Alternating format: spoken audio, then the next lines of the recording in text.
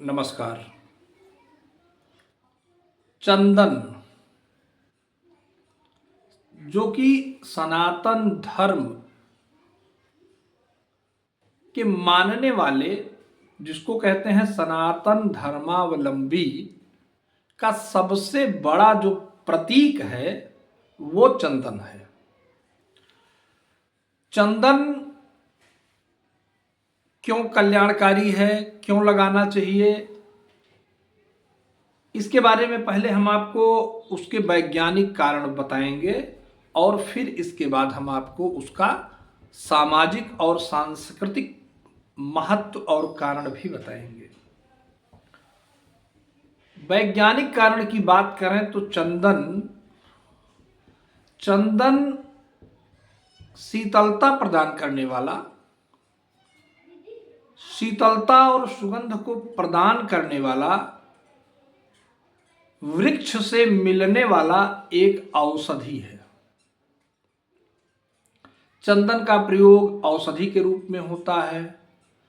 चंदन हवन में प्रयुक्त होता है और चंदन मस्तक पर लगाया जाता है। जितने भी सनातन धर्म के धर्मावलंबी हैं वो विभिन्न प्रकार के चंदन का लेपन अपने मस्तक पर करते हैं। और चंदन न केवल मस्तक पर लगाया जाता है बल्कि उसको खडांग चंदन, 6 स्थान पर चंदन लगाने का विधान शास्त्रों में बताया गया है।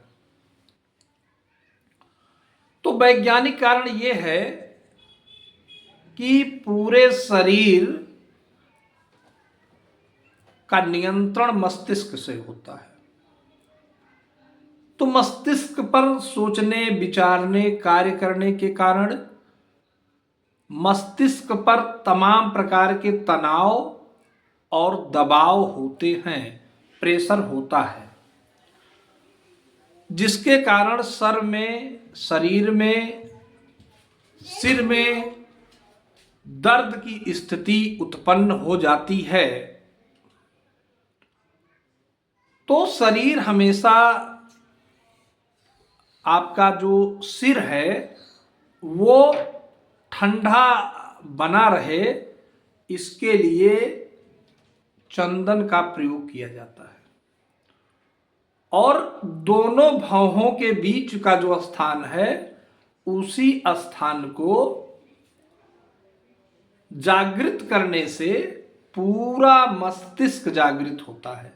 इसलिए चंदन हमेशा दोनों भौहों के बीच में लगाया जाता है। जो वैष्णव होते हैं, जो विष्णु जी को मानने वाले होते हैं, वो ऊपर की तरफ चंदन लगाते हैं, जिसको ऊर्ध्व चंदन कहते हैं, ऊर्ध्वाकार का। वहीं पर जो भगवान शिव की पूजा करते हैं वो त्रिपुंड लगाते हैं, 3 या 4 रेखाएं मस्तक पर लगाते हैं। यदि कोई भक्त भगवती जगदम्बा दुर्गा जी की पूजा करता हो, दुर्गा जी की उपासना करता हो, यानी कि आपका चंदन इस बात का प्रमाण है, देखने से ही यह पता चल जाता है कि आप किस देवी या देवता के उपासक हैं,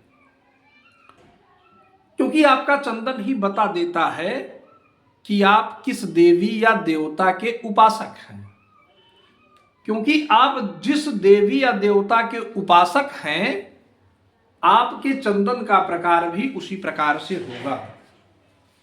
तो आपने देखा होगा कि यदि कोई भगवान विष्णु जी का भक्त हो तो वो प्रायः इस प्रकार का चंदन लगाता है।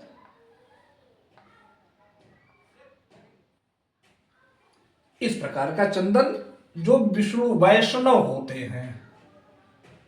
इसके बाद जो दुर्गा जी के उपासक होते हैं वो गोल चंदन इस तरीके से लगाते हैं।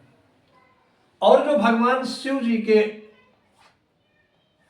भक्त होते हैं वो त्रिपुंड लगाते हैं इस प्रकार से। इसके अलावा और भी तमाम चंदन के प्रकार हैं, जैसे इस प्रकार से है, या कोई सीधा एक लकीर लगाता है, नीचे से खींच के ऊपर को कर देता है, या कोई नीचे से करके ऊपर करके यहां एक बिंदी लगा देता है नीचे।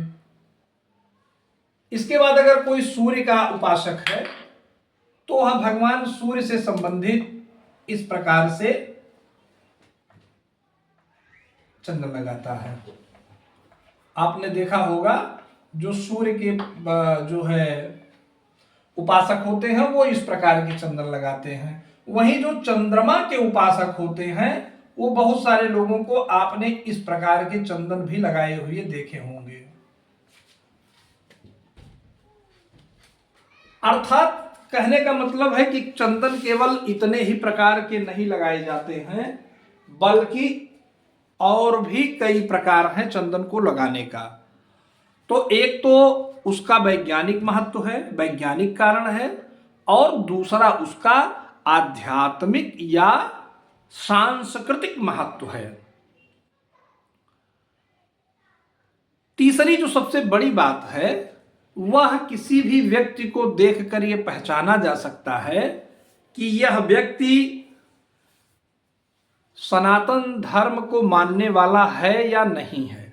अगर उसके सिर पर मस्तक लगा है तो निश्चित ही यह उसके संत होने का प्रमाण है। किंतु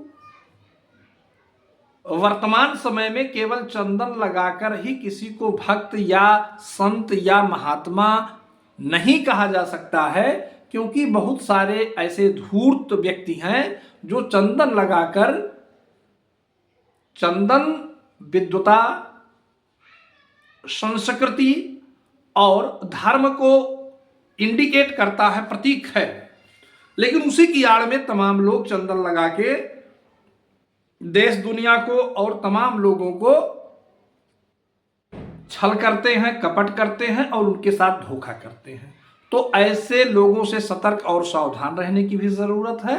वहीं पर देखिए, सनातन धर्म में पूर्व काल में अगर हम चलते हैं तो वहां पाते हैं कि जो हमारे यहां 4 वर्ण बताए गए हैं, ब्राह्मण, क्षत्रिय, वैश्य और शूद्र, तो ब्राह्मण भी चंदन लगाता है, क्षत्रिय भी चंदन लगाता है, वैश्य भी चंदन लगाता है और शूद्र भी चंदन लगाते हैं, या उन सबको लगाना चाहिए, ऐसा सनातन धर्म में सबके लिए व्यवस्था दी गई है।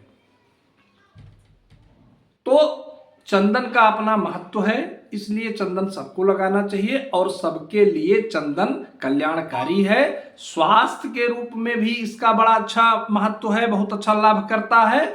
और दूसरी तरफ यह आपकी शुचिता, पवित्रता को भी दर्शाता है, दिखाता है। इसलिए चंदन का प्रयोग सभी को करना चाहिए। नमस्कार।